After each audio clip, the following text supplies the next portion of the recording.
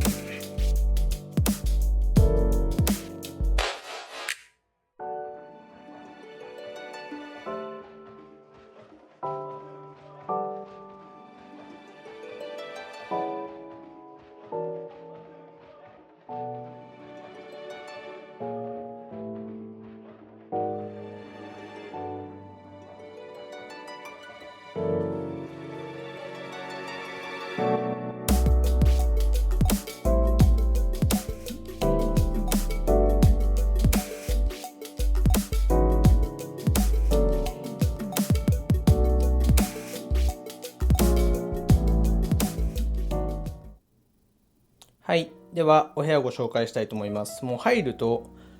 ここのスペースは何だろうっていう廊下のスペースあります。でまずお部屋の位置ですが、ちょっとあんま早く来ると気持ち悪くなっちゃうんでゆっくり振ります。今日のお部屋はよいしょ、ここかなります。なんでエレベーター降りてこちら行ってまっすぐ行って、結構ね廊下歩いてきて長いなと思ったらまさかのこの一番下のお部屋でこの2部屋になります。はい、では早速行ってみたいと思います。まずルームキーをこちらで挿すタイプのお部屋になります。こちら、リノベといいますかリニューアルされたお部屋ということでさすがにね綺麗です。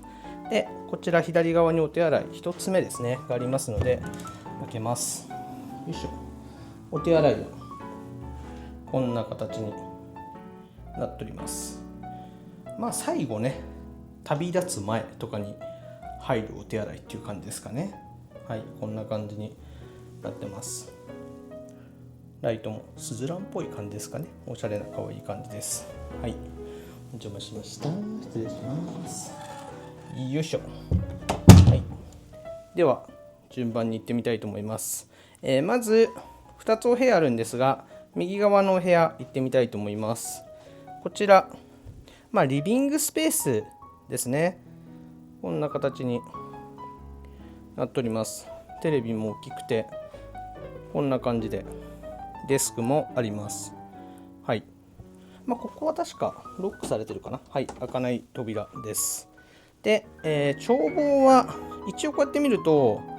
コーナーのようなお部屋になってるのでどうかなって感じですが、よいしょ。はい、こんな形。ちなみに今奥かな、今この正面にあるのがちっちゃくなってますが、フォーシーズンズさんとかが見えたりしますが、こんな形。10階なんでね、ものすごく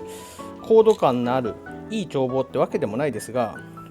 十分かなと思います。はい、でリニューアルされたお部屋ということでインテリアもね綺麗になってますし、上品でいいんじゃないかなと思います。こういうねシャンデリアみたいになるのはこのリーガロイヤルさんのブランドにもね合ってるかなって感じしますよね。はい、新しくしつつ、コンセプトはね崩さないっていう感じはね伝わってきます。はい、こんな形になっております。ミニバーとかはこちらのお部屋にはないので、もう一つの方かな。はい、こんな形になってます。リビングルームって感じですね。では続いて左側のお部屋行ってみたいと思います。こちらがベッドルームがメインかなっていう感じになりますが、こんな形。でもデザインも上品でいいですね。少しねこう建設した時のデザインとか建築物の感じで天井が少し低めかなっていう感じはしますが、しょうがないですねそれは。はい、こんな感じで、こちらには荷物置きとデスクあります。デスクもね結構奥行きあるので仕事もできちゃうなって感じしますね。で、デスク周りはコンセントが意外と大事だと思いますので、さすがリニューアルしたばかりということで、通常の USB と Type-C と通常のコンセントあります。これは結構ね嬉しいですよね。はい、もう最近はね Type-C もつけていただきたいですよね。ほとんどのものが Type-C になっていっているので。はい、でベッドはこんな感じでキングかなサイズのベッドになります。はい、でちょっと歩いてきます。でこちらもコーナーになっているので、今ちょうど西日夕日の時間になってきてますが、こんな感じで、ちょっと窓が折れちゃってますけど、はい、日がね沈むところも見ることできます。お部屋はよいしょ、こんな感じのお部屋全体になってます。でこちらにミニバーあるのでミニバー行こうと思いますが、鏡になってるんで私映っちゃうけどいいか。はい、オズモポケット持ってます。はい、で、ペットボトルは水ですが、水おかしいな水はペットボトルになってます。はい、で、ミニバーもありますね。でこちらにネスプレッソのやつあるのでコーヒーも下にあるかなと思います。開けてみましょう。はい、お酒、おやつ、こんな感じつまみミックス。お酒はブランデーのヘネシーとウイスキーのメーカーズマークあります。これは何かな、ジンかな。はい、ジンもあります。こんな感じになっております。で、下、よいしょ。入ってるのかな、この感じは入ってるか、さすがに。こっちか。さすがにこっちか。はい。入ってるものは、こんな形。どうですかね。ミニバーのものを飲まれる方がどれぐらいいるかわかんないですが、こんな感じになってます。よいしょ。よっ。はい、お茶は TWG の何だ、よいしょ、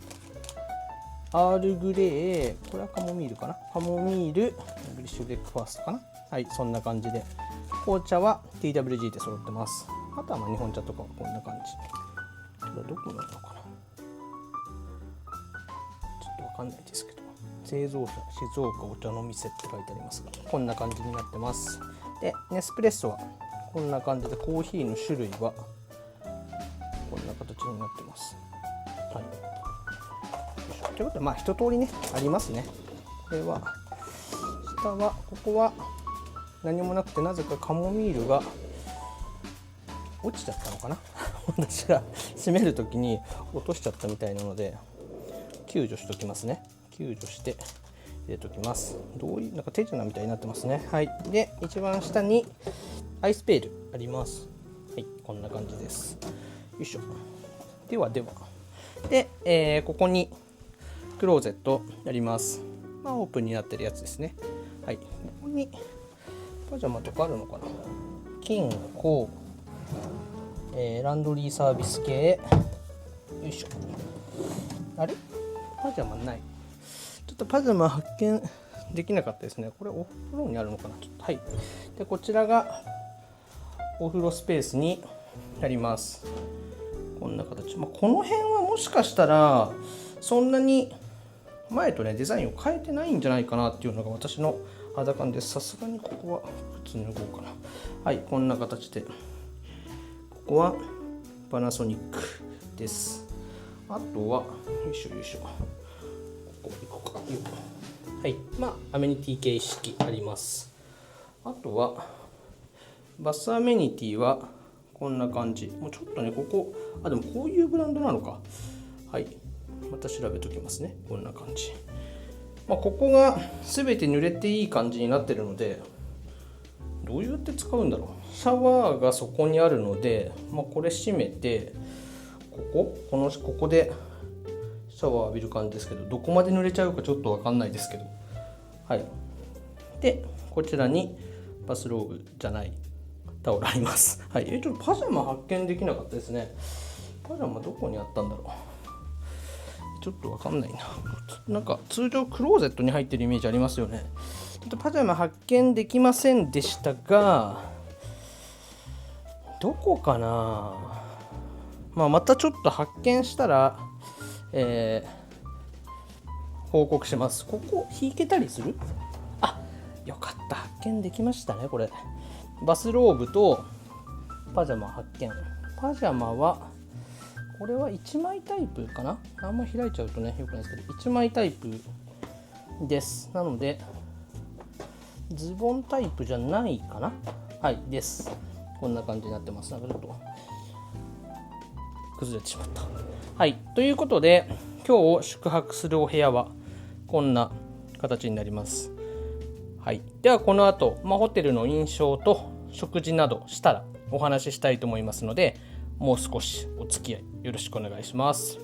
では失礼します。はい、よろしくお願いします。今日はこれがいいかな。はい、リーガロイヤル大阪さんをご紹介したいと思います。リーガロイヤルホテル自体は、1930年代くらいにホテルのねブランドとしての名前は立ち上がったということで、もうどれぐらいですか、100年はいかないですけど、結構ね伝統なるホテルグループになってるかなと思います。で、ホテルの雰囲気はどうですかね。東京で言うとっておかしいんですけど、ホテルグループ他で言うと、ニューオータニさんとか、帝国ホテルさんまでラグジュアリーなのかは難しいんですけど、日本のね伝統なる高級ホテルの一つかなとは思います。で、大阪が本拠地ということで、大阪にねお住まいの方は結構馴染みのあるホテルかもしれないなっていう感じですね。何かイベントごととかの時に使われることがあるのかなっていう気は勝手にしてます。はい、で立地なんですが、ち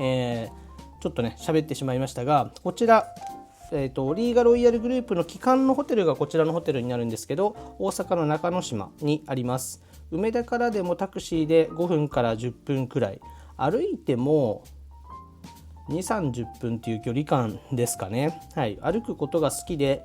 荷物がねそれほど多くないっていう方は、歩いても楽しい距離かなとは思います。で、電車も中之島駅から直結ということなので、電車で来るのもありかなと思いますし、梅田駅からバスが15分ごとに往復してるということなので、シャトルバスで来れば無料で来ることもできるよっていう距離感なので、距離感おかしいなっていうねサービスもありますので、いろいろご検討いただければと思います。はい、でまずお部屋とお部屋の雰囲気なんですけど、今日はちょっとね特殊なお部屋なのでなかなか感想が難しいんですが、私は予約はこの、IHG グループの公式サイトから予約してます。で、リーガロイヤルグループの多分会員のステータスとかもあるっぽくて、持ってる鍵が予約する方向で違ってる感じがしましたね。リーガロイヤルさんの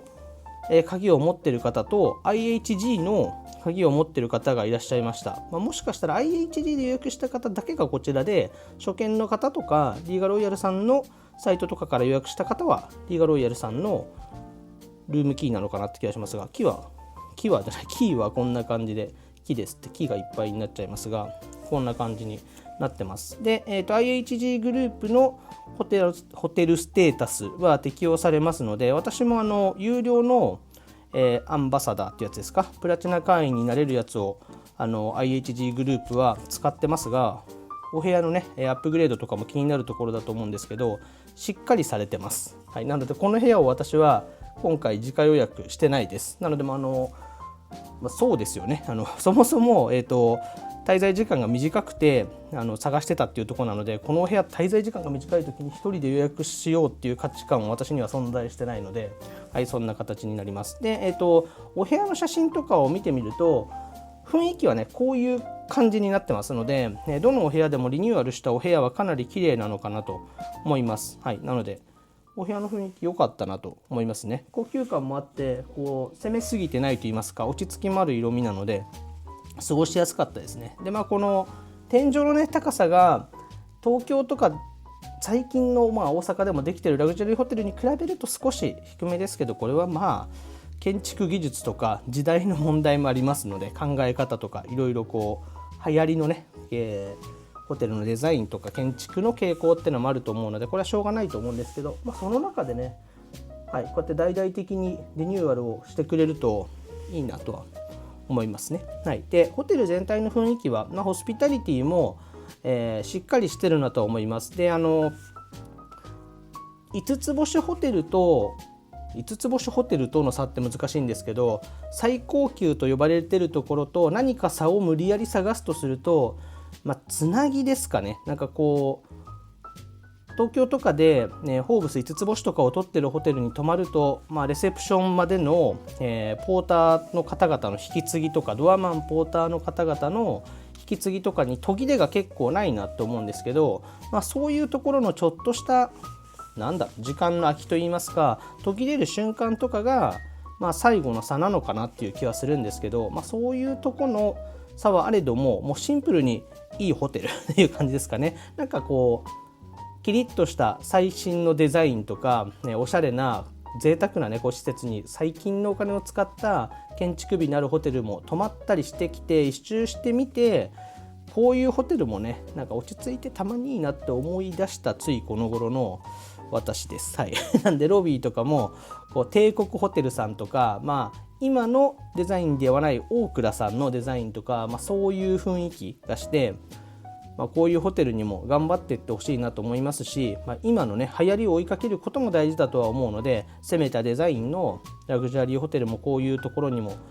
建てていってもらって、ちょっと投資大変だと思うんですけど、外資系のね素晴らしいホテルとも戦いに行ってほしいなとは思ったりしますかね。はい、シンプルにいいホテルだなっていう感じはしました。はい、ホテルの方々の対応には特に気になることもなく良かったですね。でちょっといくつかレストランとかバーに行ってきましたので、そちらご紹介したいと思います。でまずですね、まずメインのロビーラウンジみたいなところですね。ここはもしかしたらね、宿泊してなくてちょっと仕事の打ち合わせとか、女性同士でちょっとアフタヌーンティー食べたりパフェ食べたりとかに来たことがあるっていう方も、関西圏の方はねいるのかなっていう気がしますが、雰囲気も良くて天井も高くて良かったですね。でこちらでは、なんだ和菓子のお重セットみたいなやつと抹茶がついてるやつを頼んだのが一つと、同席された方がパフェを頼まれてたのでパフェの写真も撮らさせていただいたので、パフェの写真も載せようと思いますが、いいですね。ただ、昼の時間に行ったんですけど、塩気のあるメニューゼロっていうちょっとそれがそれでねまた面白かったんですけど、スイーツたくさん、ケーキもたくさんで、こういうねいいホテルはショートケーキとかがね結構美味しかったりするので、本当はショートケーキを食べたかったんですけど、ショートケーキが夕方くらいだったのでもう売り切れてしまってましたね。